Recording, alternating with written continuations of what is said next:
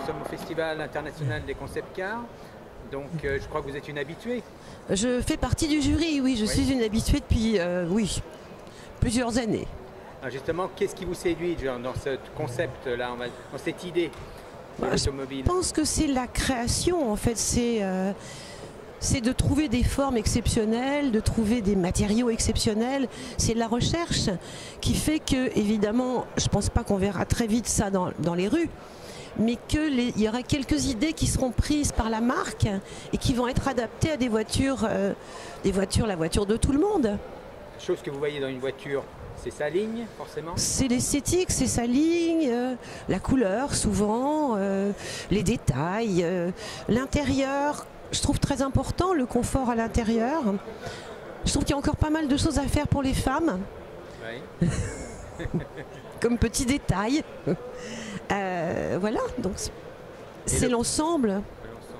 Alors on parle beaucoup d'écologie, des choses comme ça. Est-ce que c'est quelque chose qui vous sensibilise? Vous pensez que c'est important? C'est clair que c'est important, oui, c'est important.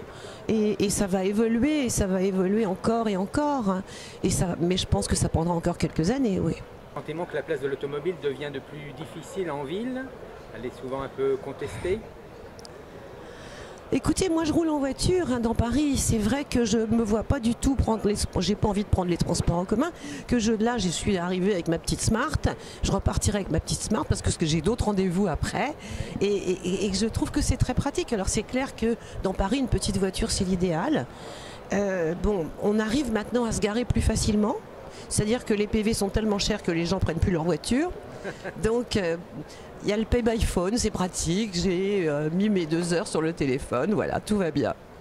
Alors parlez-moi un petit peu justement du concours, là, de la sélection. Ça a été difficile justement? Alors il y a des sujets qui sont plus ou moins difficiles. Sur certains sujets, on est tous d'accord.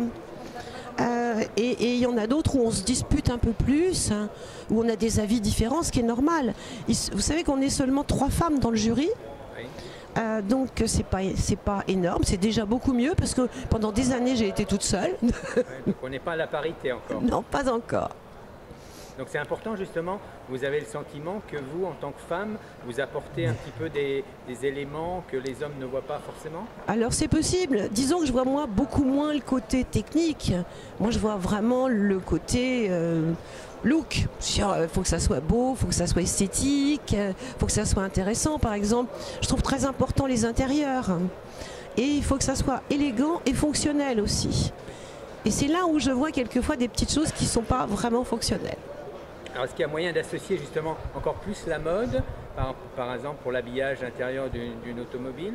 Je pense que c'est encore possible. De toute façon, il y a une évolution dans les matériaux qui est très intéressante. On peut faire d'autres choses, on peut encore évoluer. J'aimerais bien faire ça d'ailleurs. Je trouve qu'au niveau siège, au niveau textile en fait, parce que moi je suis assez concernée par le textile, hein, oui. Et au niveau fonctionnel sur le tableau de bord, je trouve qu'il y a des petites choses à faire encore. La voiture autonome, par exemple, on en parle un petit peu. Certains ont des craintes. Alors écoutez, je trouve ça exceptionnel et étonnant quand je vois celle-là qui est un salon en fait. Et moi je pense que je ne verrai pas ça parce que ça va demander quand même... Hein. Alors c'est merveilleux, hein, mais il faudrait que toutes les voitures soient autonomes.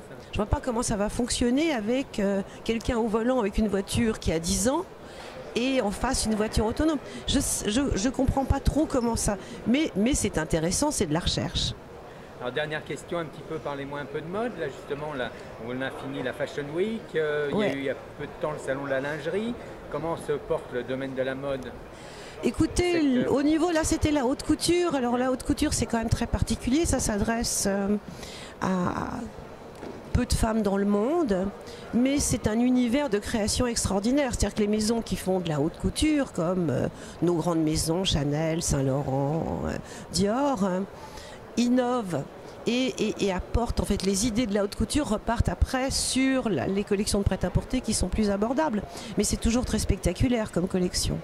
Alors Paris est toujours capitale mondiale de la mode? Moi je considère que oui, on a les plus belles maisons, on a les plus grandes maisons de mode, oui. Paris est la capitale de la mode. Merci beaucoup, madame. Merci.